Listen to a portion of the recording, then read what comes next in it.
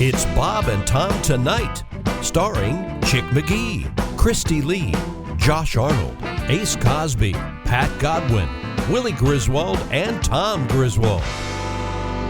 Hey, welcome back to the Bob and Tom Show.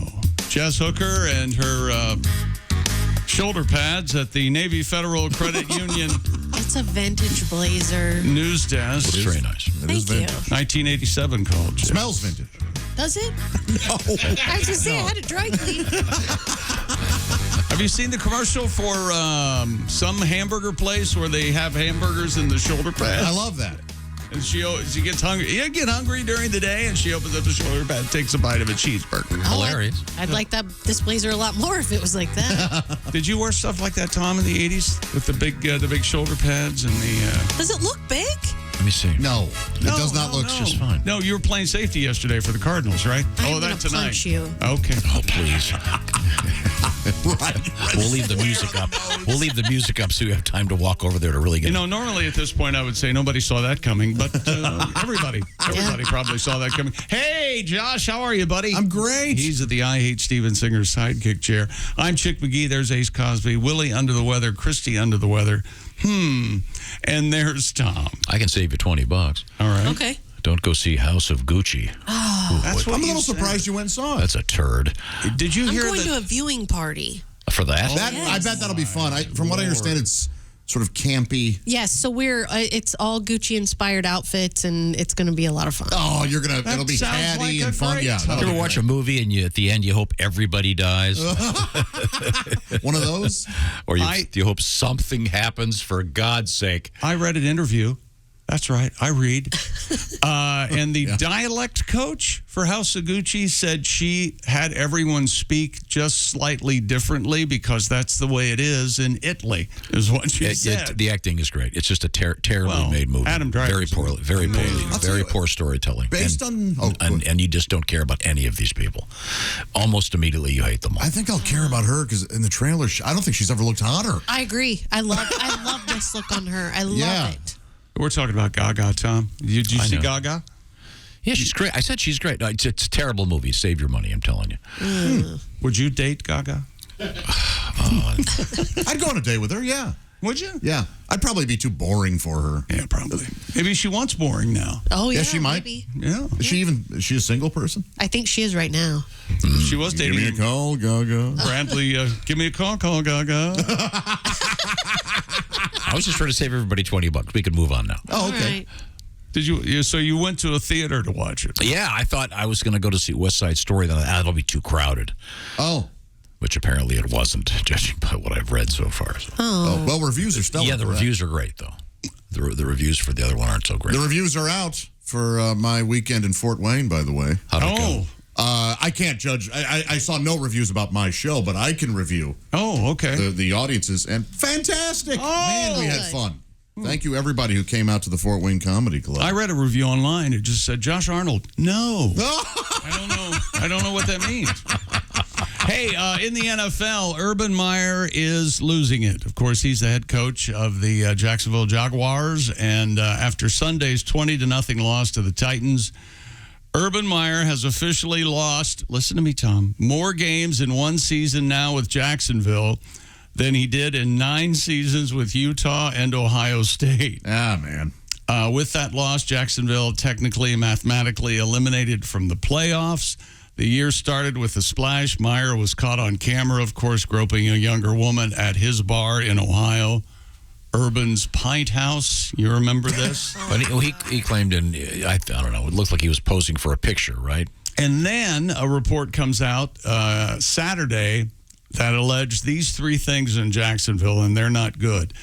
According to reports, Meyer called his coaches losers.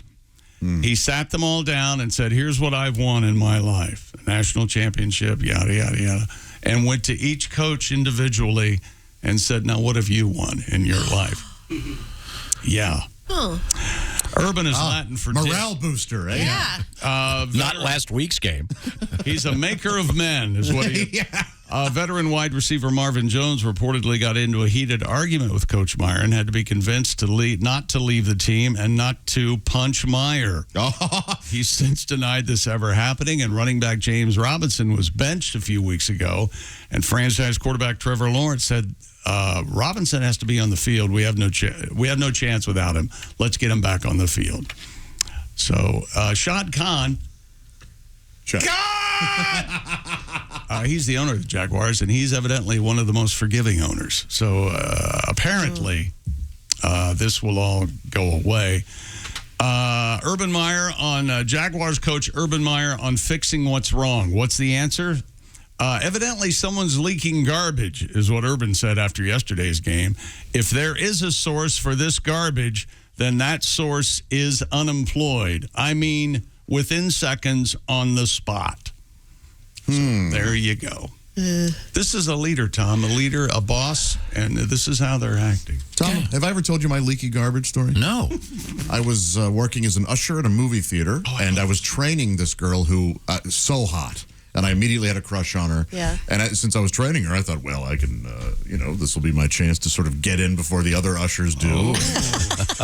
And so Lay some groundwork. I'm acting cool, playing it real smooth, and I take her. I go, here's what we do with the trash. When it's all done, we go out to the dumpster, and I go, now normally you're supposed to open up this fence here and then go open the dumpster and throw. But what I often do is just heave it over the fence into the dumpster. I know where this is going. And so I go, so here, if you just stand there, and I grab a garbage bag, swing it behind me where she's standing, and there was a tear in the garbage bag. A lot of sodas tossed in there. Showered her with garbage water. juice.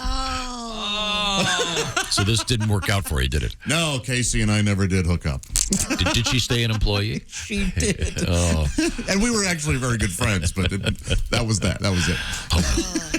That wasn't the juice you would plan on spraying her with.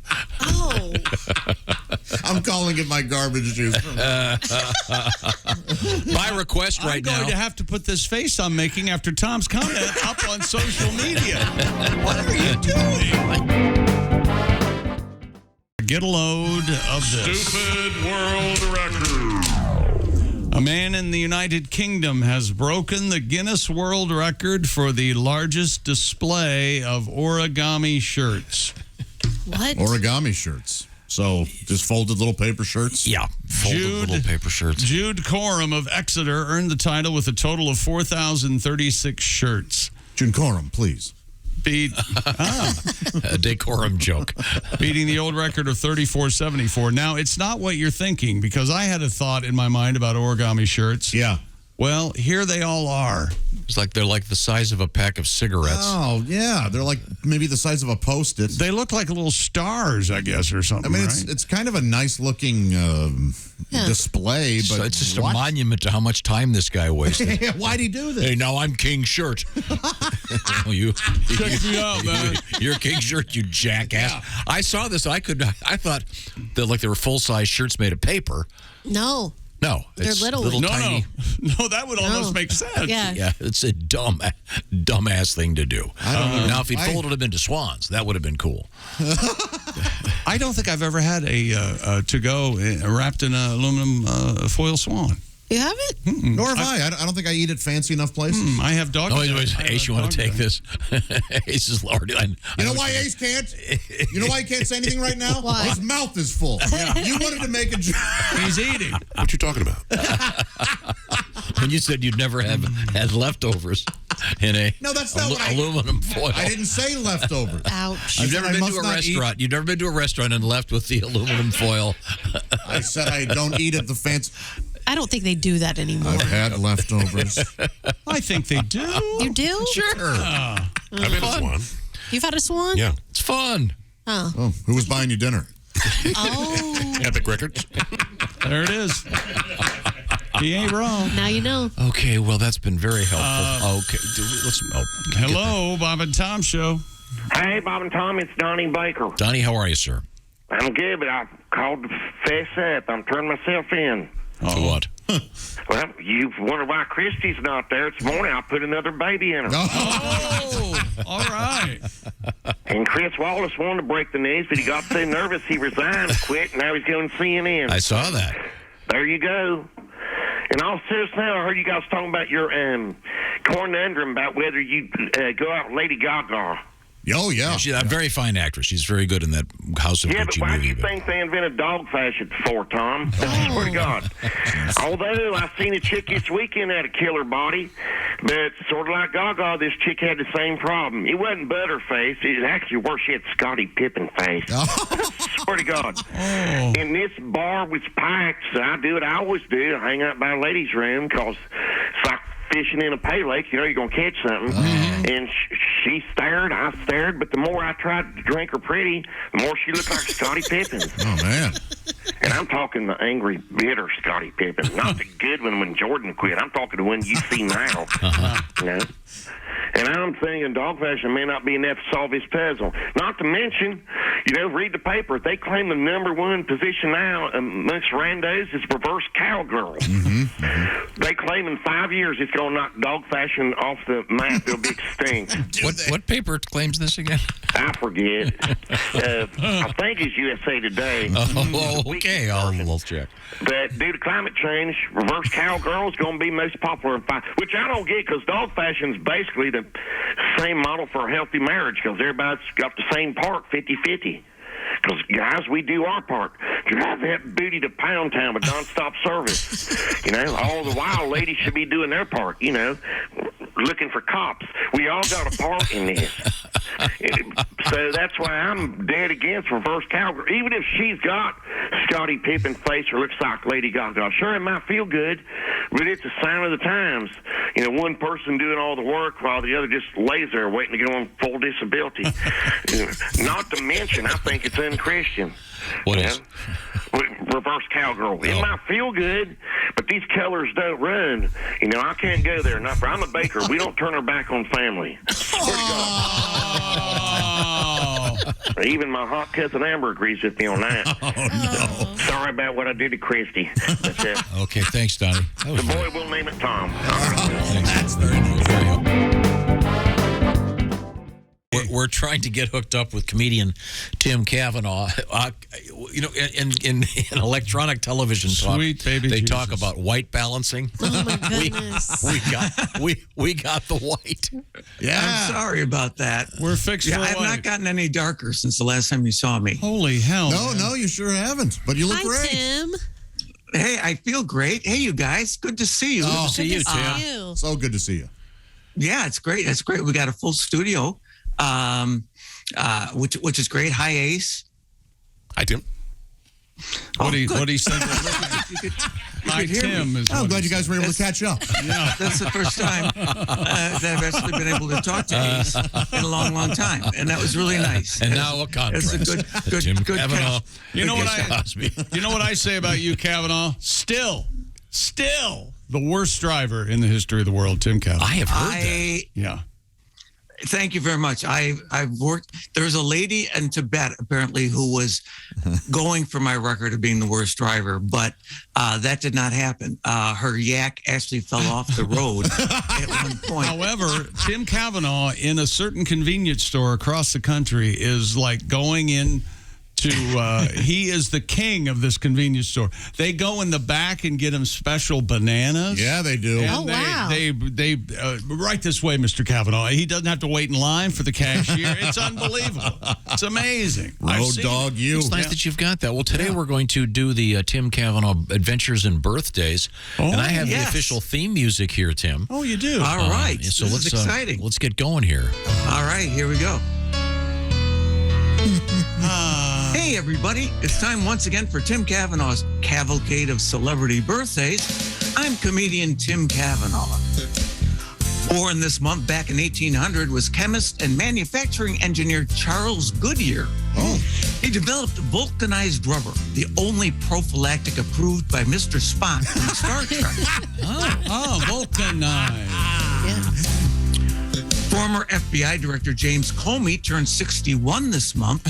He's written 3 books, A Higher Loyalty, Soaring Justice, and Comey is My Homie, aimed at a hipper audience. Yes, Yeah. yes. Yeah.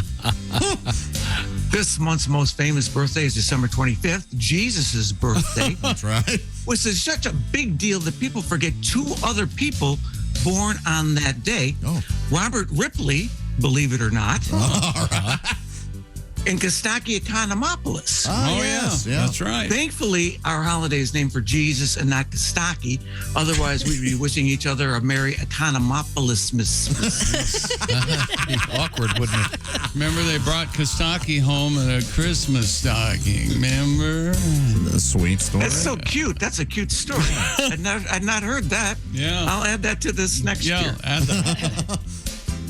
Guitarist Keith Richards turned 78, which coincidentally is the number of revolutions per minute of the first Rolling Stones record. For those of you who still have phonographs. Yeah.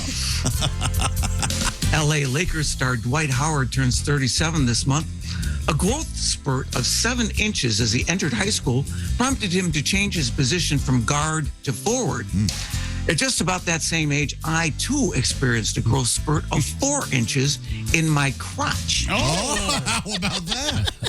That prompted me to change my position from soprano to tenor in my church choir. Oh.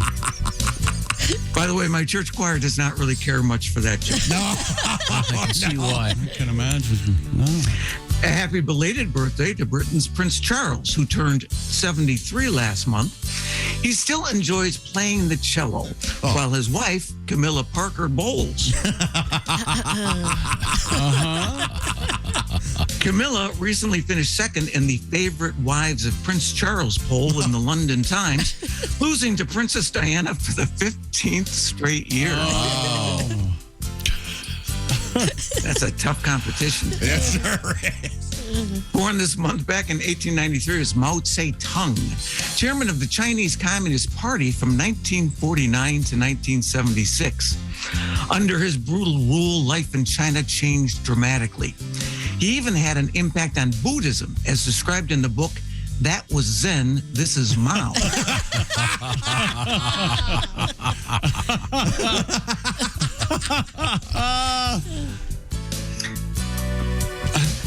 Hang on here just a second. All right. No, we're absorbing that one. I liked it very much. very So what was the Thank you, effect he thank had you. on Buddhism? You want to expand on that? You know what? I'd rather not. Okay, just leave it right there That with the was really title. just a joke. More than anything else, I really don't know anything about It's too any controversial of that. to get into. Certainly, we don't want to alienate anybody. That's Right. right. I know there's a Zen Buddhism and Maoist. Okay, so actress Julianne Moore turned 61 this week. You know Julianne Moore. Yeah. She recently lost the palest complexion this side of albino contest to Twilight star Kristen Stewart. Our own Tom Griswold finished a distant 7th, but vows that next year he'll come in, quote, absolutely alabaster, unquote. Using the kind of language that kept him from getting this year's Mr. Congeniality Award. Oh, well, sure, yeah. Very upset. Can't say alabaster and get that. Actor Ray Liotta, who played Shoeless Joe Jackson in the movie Field of Dreams, is 67 this month. True story. My father-in-law walked out of the movie when Shoeless Joe came to the plate and batted right-handed instead of left-handed, as he did in real life. Oh. Proving that my father-in-law is not a fan of allegorical cinema and is a freaking psycho. All right. Just Josh on that. I didn't know you were keeping track. the Tim. thinly veiled truth. That Yeah, was in that. I just like the story so much. Wow. Yeah. And that's true. That's a true story. Turning 75 this week is Eugene Levy from the hit TV show Schitt's Creek. One of 3 levees on that creek, which seems to be kind of a lot for a creek. You're right. You wouldn't need so many levees. They're The Army over Corps of Engineers did not put 3 levees on on a creek. It doesn't seem to me. But there were 3 of them on there. Hey, the world's most famous prognosticator, Nostradamus, was born in France in 1503. His real name was Michel de Notre Dame, which translates as Michelle of Our Lady, which sure makes him sound like he's Jesus' sister. Doesn't it? Michelle of Our Lady. Born back in 1854 was John Philip Sousa, the man who wrote Stars and Stripes Forever. The prolific composer of patriotic songs died on March 6, 1932, which is also known as Sousa's Unfinished March. Well, that wraps up another edition of Tim Cavanagh's Cavalcade of Celebrity Birthdays. Till next time, remember, who needs a calendar when you've got a Cavanaugh? All right. Very nice, Tim. Thank you very much. Hello, Bob and Tom Show. This is Dick Hitswater, sitting in for Curtis C. Flush. And this All right. is a special edition of Some Other News. Special edition. Wow. Well, kids are always asking me, Dick, what should I leave out for Santa on Christmas Eve? Well, kids, let's start out with the classic, milk and cookies. Sure. Santa always loves milk and cookies. But for a nice change of pace, leave Santa a cold, frothy beer and some delicious bratwurst. Oh, that's a good idea. That is. And a clean pair of undies in case Santa gets a hold of some spoiled milk. Oh. Or perhaps, on a more practical note, leave Santa some chimney lubricant. Sure, what Santa doesn't need that? And perhaps leave Kris Kringle a wash basin and cloth so he can take a refreshing horror's bath. Maybe leave flea and tick powder for the reindeer. Here's another thing. Santa may be hungry, extra hungry, and may have a little time to kill, so perhaps leave him Chinese carryout and a skin mag. A skin mag. He's got that kind of time, does he? Yeah, that's right. Skin man.